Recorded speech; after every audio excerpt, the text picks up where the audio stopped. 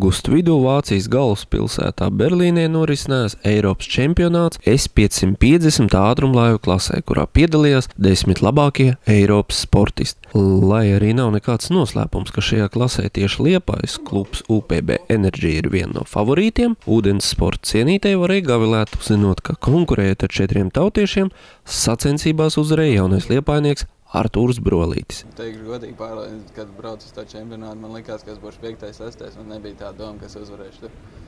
Jo pat cik mūsu pašs Pēters Pelnāns ir ļoti ātrs, un es jau biju gandrīz sev norakstījis uz to, ka varbūt es maksimums 3. varbūt būšu. Un tad pēc tiem 3 braucieniem tad man bija tāds liels pārsteigums.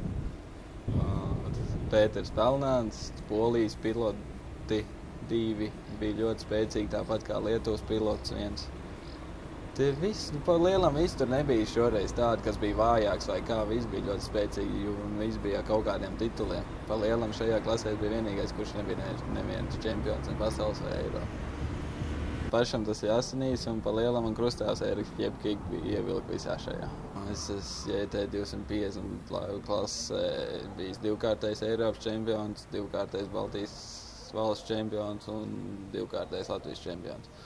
Ar S550 laivu klasē es esmu bijis viččempions pasaules čempionātā, viččempions Eiropas čempionātā un šogad beidzot arī Eiropas čempions. Pēc 5 gadu grūtu darbu.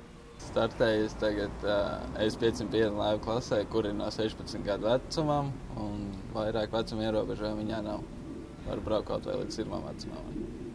Laivu uzbūvu pat laiva ir katamarāns, ražot manā gadījumā no Finiera, bet ir arī plastikāta laivas. Motors ir 2-takta Tohatsu 40 zirgspēku motors ar 550 kubikcentimetriem.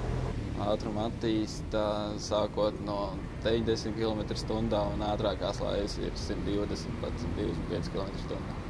Ūdens motosports es nodarbojos jau 10 gadus, šī man 10. sezona, nodarbojos no 10 gadu vecuma. Kāpēc? Tāpēc, ka man viss ģimene tajā iesaistīta, sākot ar Opīti un beidzot ar Omiju.